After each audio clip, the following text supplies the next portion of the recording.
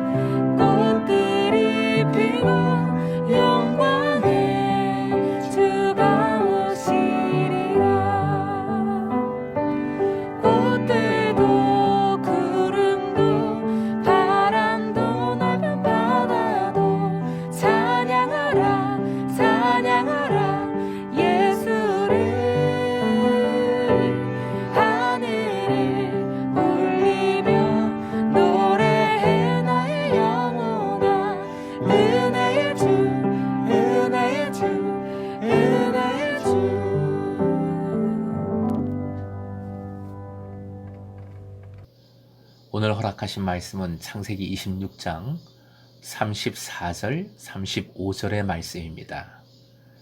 함께 주신 말씀을 읽겠습니다. 에서가 40세에 해족속 브에리의 딸 유딕과 해족속 엘론의 딸 바스맛을 아내로 맞이하였더니 그들이 이삭과 리브가의 마음에 근심이 되었더라. 오늘의 기도 제목, 은혜를 붙들어 어떤 상황에도 생명의 기쁨을 누리게 하소서. 은혜를 붙들어 어떤 상황에도 생명의 기쁨을 누리게 하소서. 이삭의 삶을 보여주다가 말씀은 갑자기 이삭의 아들 에서에 관한 언급을 하고 있습니다. 본문은 북엔드의 역할이지요. 즉 택함받은 이의 주된 이야기가 펼쳐지기 전에 그렇지 않은 이의 족보가 나오는 창세기 말씀의 특징입니다. 또 앞에 이야기가 끝나고 이제 새로운 내용이 전개될 것임을 보여주는 단락입니다. 즉 쌍둥이가 태어나기 이전 이삭의 이야기가 끝나고 본문 다음부터는 쌍둥이의 이야기가 본격적으로 전개될 겁니다. 하지만 본문은 북엔드로서 그저 거쳐가는 말씀이 아니라 아주 중요한 것을 우리에게 알려줍니다. 물론 가정 문제, 특히 고부간의 갈등, 고난의 문제 등 여러 가지 문제들을 오늘 말씀을 통해 상고해 볼 수 있습니다. 큐티집 제목이 개구리 왕눈이처럼입니다. 제목이 참 반가웠는데 아쉽게도 이 제목에 대한 설명이 없어요. 개구리 왕눈이 아십니까? 이것은 73년도에 인기리에 반영되었던 TV 만화죠. 저도 이 만화 참 좋아했고 개구리 소년 이렇게 시작하는 주제가는 사실 지금도 흥얼거릴 때가 있습니다. 추억에 젖어 보시죠. 가사를 읽어드립니다. 개구리 소년, 개구리 소년, 네가 울면 무지개 연못에 비가 온단다. 비바람 몰아쳐도 이겨내고 7번 넘어져도 일어나라. 울지 말고 일어나 피리를 불어라. 삘릴릴리 개굴개굴 삘릴릴리. 기억나십니까? 마치 이 가사처럼 이삭의 삶이 그랬지요. 가뭄과 그리고 아비멜렉에게 쫓겨났습니다. 온물을 연거푸 빼앗겼습니다. 이런 수많은 고난을 헤쳐왔는데 또 오늘 본문을 보니 사랑하는 아들 에서가 결혼을 했는데 이방인과 결혼을 했어요. 그리고 그 이방 며느리 때문에 큰 고통을 겪게 되었습니다. 이렇게 시련은 계속됩니다. 하지만 믿음의 사람은 7번 넘어져도 다시 일어나게 해 주시는 은혜가 있습니다. 그 은혜를 붙들 때에 결국 고난을 통해 시련을 통해 성숙함으로 인도해 주시는 주님을 만나게 되는 것이지요. 하지만 본문이 말하고 있는 핵심은 바로 이것입니다. 에서의 믿음 없음. 그 믿음 없음에 의한 잘못된 선택이 오늘 본문이 보여주고 있는 가장 핵심이지요. 에서는 아버지 이삭과 같은 나이에 결혼을 하지만 아브라함의 가족 중 한 소녀와 결혼한 이삭과는 달리 에서는 2명의 헷 족속의 딸과 결혼을 했습니다. 헷 족속은 가나안 족속의 하위 민족입니다. 이는 여러 가지로 당황스럽습니다. 결코 가나안 족속의 딸과 결혼해서는 안 된다는 아브라함의 강한 명령이 있었고, 그래서 이삭은 드라마처럼 리브가와 결혼을 했지 않습니까? 그런데 어떻게 에서는 이렇게 쉽게 가나안의 딸들과 결혼을 했을까요? 그 이유는 구체적으로 나오지 않습니다. 이삭이 아브라함과 달리 에석에게 합당한 아내를 찾는데 신경을 쓰지 않았을까요? 아니면 에서가 의도적으로 가족의 전통을, 믿음의 전통을 거부한 것일까요? 그것도 아니면 잘 나가는 사냥꾼, 핵인사로서 에서가 파tuk 사건에서도 잘 보여주었듯이 그냥 마음 가는 대로, 몸 가는 대로 결혼을 한 것일까요? 어쨌든 이삭과 에서 모두 가나안 족속과 결혼해서는 안 된다는 아브라함의 원칙을 따르지 않았습니다.